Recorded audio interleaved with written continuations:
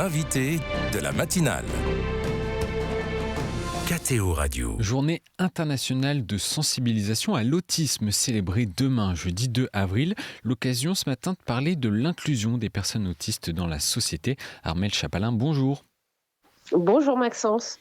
Merci d'être avec nous. Vous êtes cofondatrice de l'École supérieure pour les talents atypiques qui a récompensé l'année dernière par le prix de la solidarité, un prix décerné par les entrepreneurs et dirigeants chrétiens.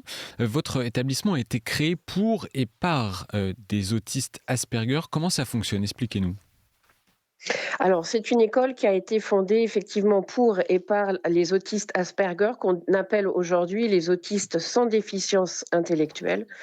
Et en fait, mon mari qui a découvert tardivement, après 45 ans, qu'il est lui-même autiste sans déficience intellectuelle, s'est rendu compte que pour ce public, il n'y avait pas d'école supérieure, c'est-à-dire qu'à partir du bac, il n'y avait pas d'établissement qui était en mesure d'accueillir les étudiants autistes en respectant leurs spécificités. Et c'est pourquoi il a créé cette école qui est une première en Europe et qui s'adresse à ces étudiants avec des professeurs qui sont eux-mêmes autistes. Ce qui fait que c'est par et pour ces publics. Et c'est une parabole de l'évangile de Saint Matthieu qui a notamment inspiré le nom de l'école. C'est ça, la parabole des talents ? Oui. Exactement, c'est-à-dire que quand donc en fait mon mari avait l'idée mais savait pas comment concrétiser ce projet et donc il m'a associée à ce projet j'ai résisté un petit peu au début pour tout vous dire parce que devant l'immensité de ce qu'il y avait à créer, la complexité administrative, je me disais que ça allait être vraiment compliqué et moi j'avais en tête souvent cet évangile des talents. Donc le mot talent avait vraiment un sens pour nous. Et puis quand je suis allée relire cet évangile, eh bien au début on dit que le maître distribue en fonction de la capacité de chacun. Et on est exactement dans ce cas-là avec nos étudiants, c'est-à-dire qu'effectivement il y a une approche personnalisée et on se rend compte que l'autisme c'est aussi quelque chose qui est différent en fonction de chaque personne autiste. Donc il y a des choses communes dont on pourra certainement parler, mais il y a aussi une approche différente et un vécu différent par personne. Donc on ne peut pas généraliser non plus. Oui, mais justement, quelles sont les principales caractéristiques de ce trouble ? Alors, déjà, ce n'est pas une maladie. On ne guérit pas d'autisme. Ouais. On n'est pas atteint d'autisme. On va naître avec des dispositions dans le cerveau qui vont être différentes de celles des personnes qui ne sont pas autistes et qu'on appelle les neurotypiques. Donc, pour vulgariser, un cerveau autiste va avoir beaucoup plus de connexions et des branchements différents. Ce qui fait qu'ils vont avoir, par exemple, des idées que les neurotypiques ne vont pas avoir, des solutions, de l'innovation, des réflexions, une manière de penser qui va être différente.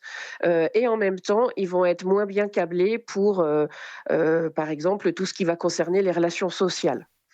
Ce qui fait que nous, au niveau de notre école, on prépare à des cursus qui sont dans l'informatique et en communication littérature.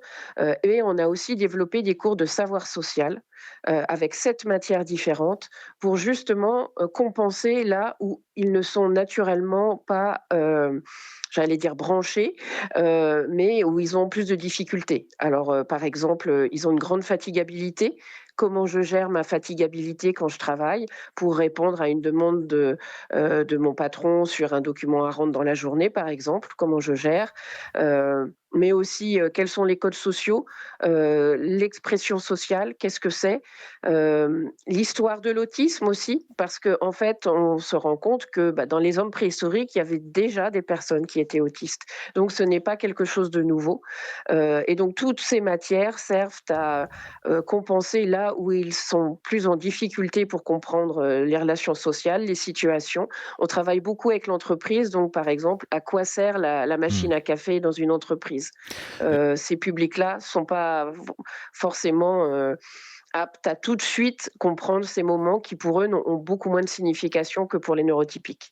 Il y a un nombre important de personnes autistes qui ne poursuivent pas d'études après le bac. Expliquez-nous pourquoi. En fait, ces jeunes se sont souvent essoufflés pendant la période collège-lycée, parce que, ce n'était pas les cours, l'enseignement, la manière dont, ils apprennent n'était pas adapté et puis c'est souvent des jeunes, qu'on a considérés comme bizarres. Souvent parce que l'enseignement, est pas en mesure de vraiment identifier, de les accompagner, de les aider et au niveau des camarades, c'est pas toujours simple, et quand on est un peu différent, alors des fois on est en plus, très bon en maths par exemple, c'est un peu cliché mais des fois ça arrive, donc on l'aime bien pour, avoir les exercices faits, mais finalement, dans la cour de récré, c'est moins le copain. Et donc ce sont des jeunes qui parfois ont été mis de côté, parfois ont même été harcelés. Ce qui fait que c'est assez compliqué pour eux après, d'avoir, un suivi, scolaire, classique, et même parfois d'aller passer le bac. Mmh. On a des jeunes qui ne sont pas descendus de voiture le jour du bac parce qu'il y avait une trop grande anxiété, pas du tout par méconnaissance des sujets, à traiter. Donc voilà, c'est des jeunes qui souvent ont été, chahutés, et qui n'ont pas eu leur intelligence valorisée. Parce que pour nous, on parle d'intelligence autistique. Parlez-nous un peu de ces étudiants, de ces personnes que vous accueillez et que vous formez, parce qu'il y a différents spectres sur l'autisme et vous accueillez, vous, spécifiquement les autistes Asperger. Alors, en fait, c'est ça, mais qu'on dénomine aujourd'hui les autistes sans déficience intellectuelle.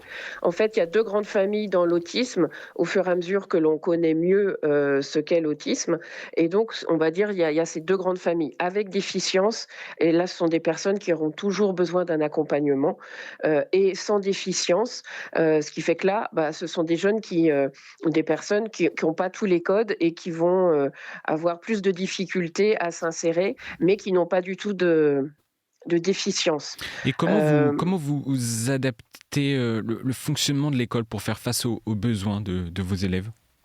Alors au moment de la création de l'école, toutes les spécificités ont été prises en compte pour pouvoir y répondre.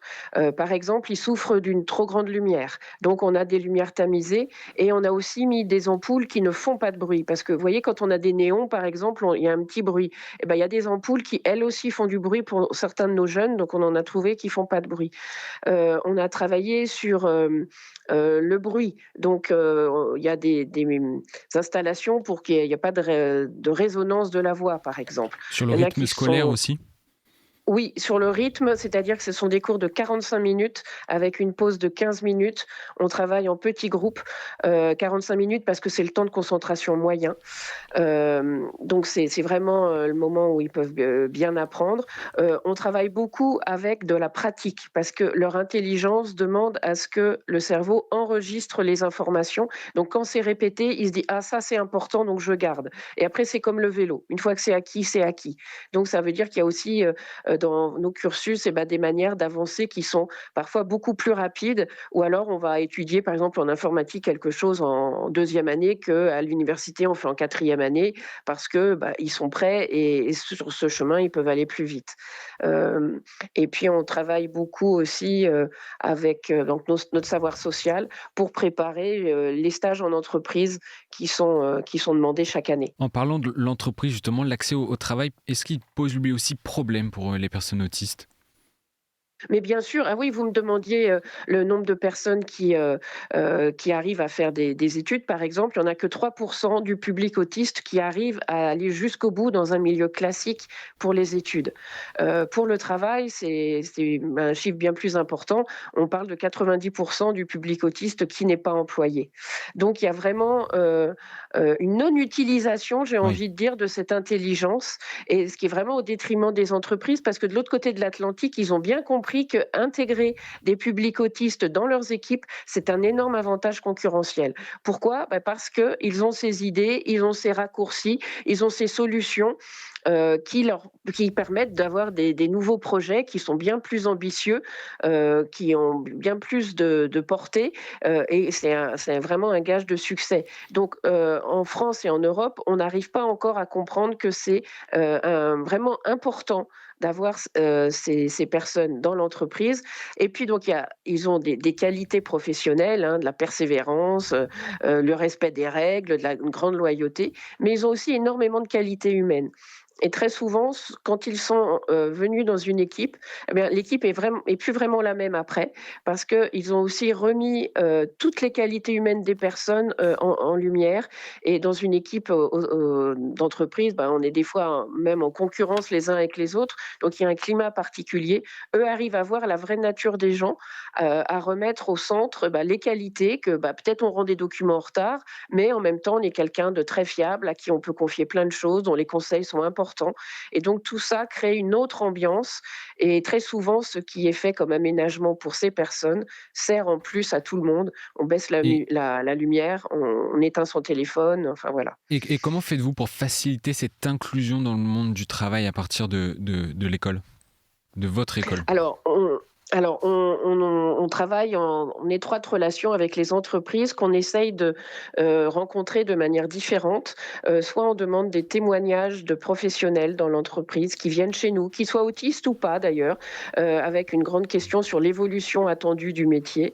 On participe à des rencontres avec des entreprises. On a des entreprises partenaires qui se sont intéressées à nos jeunes, et j'ai envie de préciser que parfois, c'est même une seule personne, quelle que soit la taille de l'entreprise, qui, si elle est convaincue que inclure des personnes autistes dans les équipes est un plus, peut changer les choses. Et donc, on a ça aussi. On a des personnes qui sont venues à un salon qu'on organise chaque année au mois de février, qui s'appelle Autichance, et qui ont vu tout ce que nos jeunes et tout ce que les personnes autistes peuvent faire. Et puis, leurs solutions, les choses, Hmm. les petits plus qu'ils peuvent avoir, une formidable mémoire, une capacité de voir les détails. Enfin, et voilà, ils ont aussi des qualités, pour certains qui sont vraiment extraordinaires, et qui permettent de changer les choses.